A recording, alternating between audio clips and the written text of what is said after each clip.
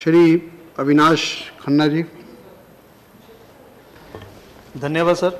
सबसे पहले मैं मोहन सिंह जी को बधाई देता हूं कि उन्होंने उस समस्या को लेकर आज इस पार्लियामेंट में एक प्राइवेट मेंबर बिल पेश किया है और आशा करता हूं कि सरकार जो भी यहां डिस्कशन होगी उसके मद्देनज़र एक कोई कानून इस जो प्री एग्जामिनेशन कोचिंग सेंटर हैं या अन्य कुछ सजेशन आएंगे उसको ध्यान में रखते हुए ऐसा कोई कानून लाएगी। मैं कुछ जो व्यक्तिगत एक्सपीरियंस फील्ड में घूमते हुए हुआ है उसको भी इस हाउस में मैं शेयर करना चाहता हूं।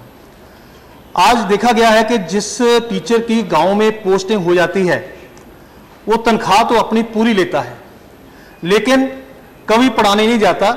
वहां को लोकल आदमी उसको अपॉइंट करके उसको सैलरी में से 2000-3000 रुपया देके वहां उसको रख देता है।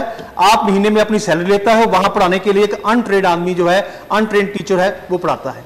ये एक बहुत बड़ी समस्या देश में है। इसको भी रोकने के लिए हमें कुछ ना कुछ करना चाहिए। दूसरी बात, कोचिंग तो लेनी है मैंने दिल्ली में और एडमिशन लेनी है मैंने गांव में, ताकि गांव में मेरी हाजिरी लगती रहे और मैं दिल्ली में बैठ के कोचिंग लेता रहूं। तो ऐसे भी अनेकों केसेस हैं जिसके कारण विद्यार्थी लाखों करोड़ों रुपया देके कोचिंग लेते हैं और अपना जो हाजिरी है वो गांव के स्कूल में लगती है। गांव के स्कूल में रजिस्टर में आता है कितने बच्चे यहां पढ़ते हैं और ये चाहिए, लेकिन इनफैक्ट वो बच्चे कहीं ना कहीं यहां एक कोचिंग सेंटर में ट्रेनिंग लेते हैं। आज जो ट्रेंड मैंने एक गवर्नमेंट प्राइमरी स्कूल में पढ़ा हूं। उस समय हमारे पास ना बैठने के लिए डेस्क होते थे, ना बेंच होते थे। हम घर से ही अपने एक बैग लेके, बोरी लेके जाते थे, वहाँ पढ़ते थे। उसके बाद भी एक प्राइवेट स्कूल में 10वीं की, उसके बाद कॉलेज में गए। लेकिन जो प्राइमरी एजुकेशन एक गवर्नमेंट स्कूल में दी जा सकती है, वहाँ पर ट्रेंड टीचर और सरकार की चिंता उसके पीछे होती है। लेकिन जो उसकी कमी रहती है कि वहां का टीचर अपने बच्चे को उस स्कूल में ना पढ़ाकर वो किसी प्राइवेट स्कूल में पढ़ाएगा। उससे जो बच्चे वहां पढ़ रहे हैं उनके मन में ये शंका रहती है कि जहां पर एजुकेशन अच्छी नहीं है, जहां पर क्योंकि टीचर का बच्चा नहीं पढ़ता वो तो किसी और स्कूल में जाता है, इसलिए वहां का जो बच्चों के मन में इंप्रेशन है वो ठीक नहीं पड़ता। मैं एक सदन के सामने उदाहरण देना चाहता हूं कि बच्चों की साइकी भी क्या हो गई है। मेरा एक दोस्त है, उसकी बेटी एक एसी स्कूल में पढ़ती है। तो उसने बताया, देखिए कि 15 मिनट का रास्ता जब रह जाता है तो उसका फोन आता है कि मम्मा एसी ऑन कर दो, मैं पहुंचने वाली हूं। तो घर में एसी ऑन हो जाता है, वो घर एसी के कमरे में आ जाती है। तो एक दिन बच्ची ने शरारत की तो उसकी मां ने उसको सजा दी कि देख बेटे, अगर तूने पढ़ाई ठीक नहीं की तो तुझे मैं एक नॉन एसी स्कूल में डाल दूंगी। तो बच्चे ने हैरान होकर पूछा, है मम्मा नॉन एसी स्कूल भी होते हैं? हमारे देश के बच्चों को यह नहीं पता कि एसी स्कूल में सब पढ़ रहे हैं कि ऐसा एक सेक्टर है जहां पर गरीब बच्चा भी पढ़ने जाता है। सो ये बहुत बड़ा एक गैप है। तो इसको कम करने के लिए ठीक है, सरकार की चिंता है, एसएसए के कारण बहुत काम हुए हैं, टीचर प्रोवाइड हुए हैं। तो मैं एक व्यक्तिगत उदाहरण जो मैंने कुछ किया है वो भी इस प्लेटफॉर्म पे शेयर करना चाहता हूं। मैंने एक एनजीओ बनाकर 4 गवर्नमेंट स्कूल को अडॉप्ट किया। जब मैंने अडॉप्ट किया तो वहां का रिजल्ट जो 0% था, 2 बच्चे पास विद कंपार्टमेंट, 3 बच्चे पास विद कंपार्टमेंट, 250-300 के करीब उसकी वो रहती थी। और सबसे गरीब और सबसे जिसको कहीं एडमिशन नहीं मिली तो उस गवर्नमेंट स्कूल में आते थे। आज 6वां वर्ष है जब से मैंने उन स्कूलों को अडॉप्ट किया है। आज 100% रिजल्ट और 1100 से लेकर 1200 तक एडमिशन उन गवर्नमेंट स्कूलों में हो गई है। तो मुझे एक दिन खुशी हुई कि जब मुझे किसी का फोन आया कि खन्ना जी गढ़शंकर गवर्नमेंट स्कूल में मैंने बच्चे को एडमिशन दिलवानी है, एडमिशन नहीं मिलती। तो मैंने हैरान होकर पूछा कि गवर्नमेंट स्कूल की बात करते हो कि वहां किसी प्राइवेट स्कूल की बात करते हो? नहीं जी, गवर्नमेंट स्कूल में। अगर हम थोड़ी सी चिंता करेंगे तो हमारे जो गवर्नमेंट स्कूल जिसके ऊपर ट्रेन टीचर हैं उसको बहुत बड़ा रिजल्ट जो है वो आ सकता है। बात रही ट्रेनिंग की, जो कोचिंग सेंटर है, देखिए आज इतना कंपटीशन है एजुकेशन में। हर पेरेंट्स चाहते हैं कि हमारा बच्चा बेस्ट एजुकेशन ले। तो वो फिजिक्स की ट्यूशन भी रखता है, वो केमिस्ट्री की भी ट्यूशन रखता है, वो मैथ की भी ट्यूशन रखता है, वो इंग्लिश की ट्यूशन भी रखता है। इतना बड़ा वर्डन बच्चों के ऊपर वही टीचर जो स्कूल में पढ़ाते हैं वो ट्यूशन में ज़्यादा अच्छा पढ़ाते हैं, ऐसा बच्चों के अंदर एक भावना को पैदा करना। स्कूल में अच्छा नहीं पढ़ाना, अगर किसी बच्चे ने पूछ भी लिया उसको नहीं बताना और कहना कि घर आके पूछ लेना। ये जो बात है ये एजुकेशन के स्तर को बहुत नीचे लेके जा रही है। जो शिक्षा थी, भारत की शिक्षा एक कहा भी गया है कि शिक्षा दान जो है बहुत बड़ा दान है, वो दान के रूप में दी जाती थी। द्रोणाचार्य की बात कहें तो एकलव्य के नाम से कितना अच्छा विद्यार्थी जिसने सिर्फ द्रोणाचार्य की फोटो देखकर ही सब कुछ सीख लिया। सो हमारे यहाँ विद्यार्थियों की कमी नहीं है, बात सिर्फ उनको ट्रेनिंग देने की है। मैं 1 साल ह्यूमन राइट कमीशन में रहा हूं, तो वहां का एक मैं तजर्बा भी आपके साथ शेयर करना चाहता हूं कि सरकारी इंस्टीट्यूट में भी किस तरह धोखा होता है।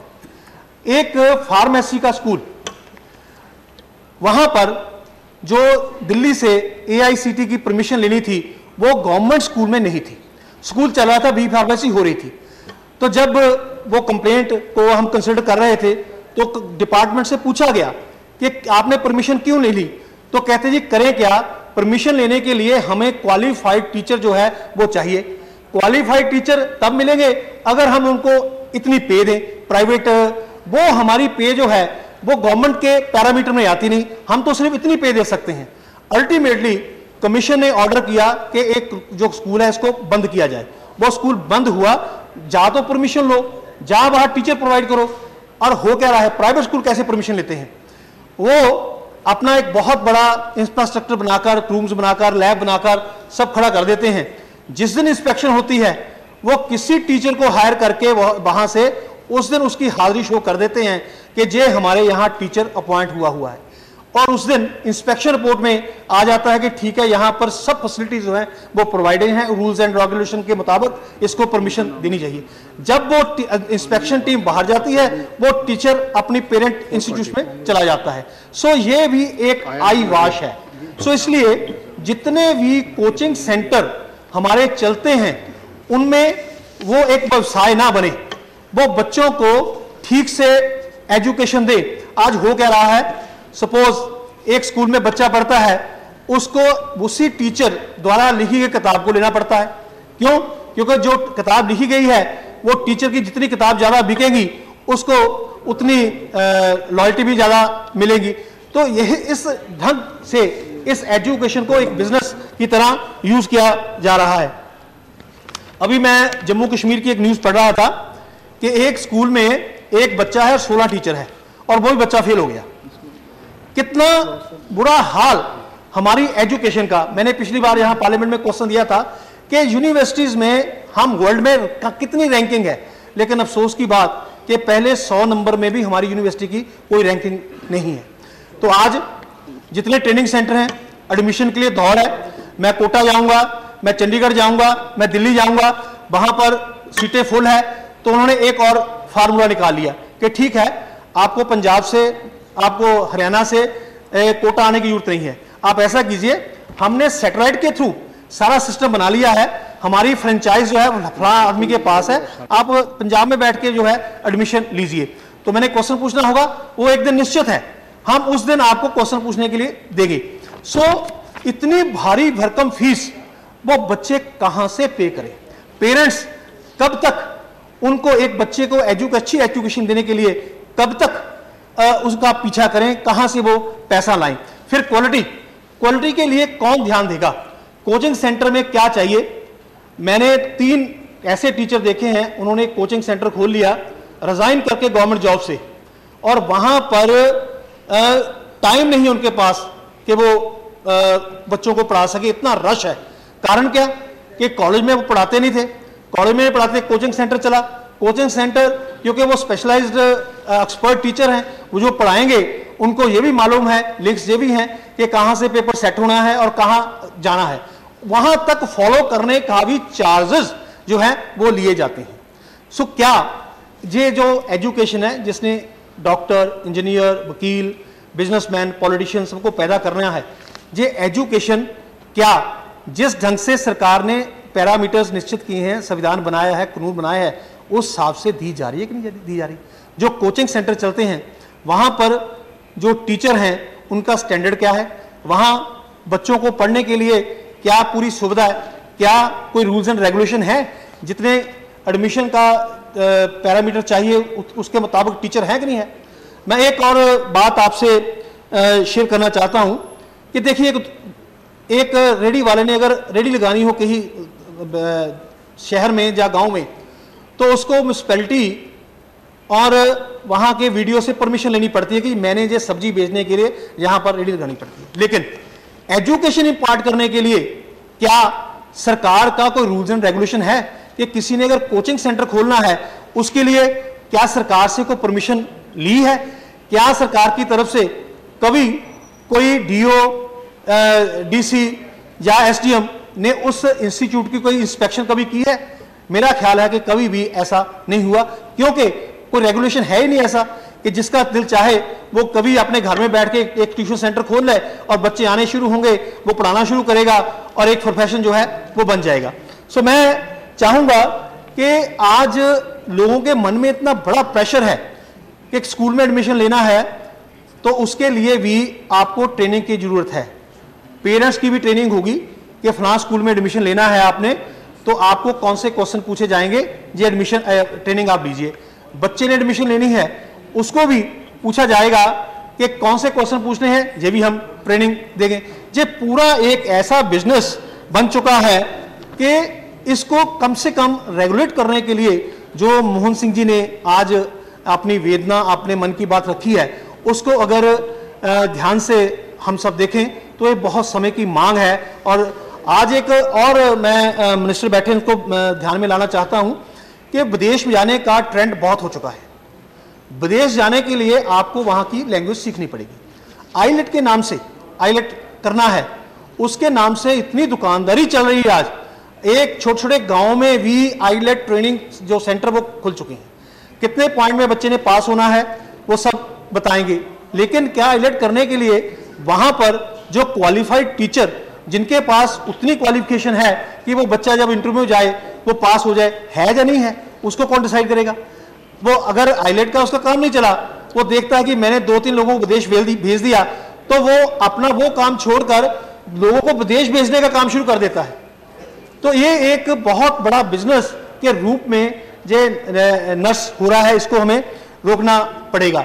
और एक बात, जो छोटी छोटी बातें यहाँ आ रही हैं, मैं उसको और भी आपको ध्यान लेना चाहता हूँ कि जिन बच्चों ने कोचिंग नहीं ली, जहाँ वो सिर्फ स्कूल में पढ़े हैं, प्राइमरी स्कूल में पढ़ रहे हैं, उन्होंने कोई एग्ज़ाम देना है, तो पहले तो बहुत से बच्चों को यही नहीं पता चलता कि कब वो टेस्ट निकलेगा, कहाँ से फार्म मिलेगा, कहाँ वो फार्म फिल होगा। इवन मैं एक इंस्टीट्यूट में मुझे जाने का मौका मिला फंक्शन पे, तो उन्होंने मुझे बताया बड़े जोर से, देखिए हमने बायोडाटा कैसे तैयार करना है उसके लिए भी एक सेल बना रखा है, ताकि जितना इंप्रेसिव बायोडाटा होगा वो कंपनी उस ढंग से लेगी। तो जो बच्चा गरीब, एक बच्चा गरीब गवर्नमेंट स्कूल में पढ़ रहा है, उसको वो फैसिलिटी कब मिलेगी? तो इसलिए मैं चाहूँगा कि ये एक बहुत अच्छा बिल मोहन सिंह जी लेके आए हैं। सरकार भी उतनी सीरियसली इन सभी जो प्रैक्टिकल प्रॉब्लम्स हम फेस कर रहे हैं, देश में देख रहे हैं, बच्चों के साथ भी इंटरेक्शन करके, पेरेंट्स के साथ भी इंटरेक्शन करके एक ऐसा कानून लाया जाए जहां कोचिंग एग्जामिनेशन के लिए हो रही है, क्या वहां पर कोई लॉ को फॉलो किया जा रहा है कि नहीं किया जा रहा है, क्या वाकई वहां पर जो कोचिंग दी जा रही है वो कोचिंग अप टू मार्क है कि नहीं है, क्या उनकी कोई चेकिंग हो रही है कि नहीं हो रही है। इन सभी चीज़ों को देखते हुए मैं चाहूँगा कि सरकार कुछ कोशिश करे, ऐसा कानून लाए, और मैं इस बिल को अपनी पार्टी की तरफ से पूरा समर्थन देता हूं और मोहन सिंह जी को बहुत बहुत धन्यवाद देता हूं।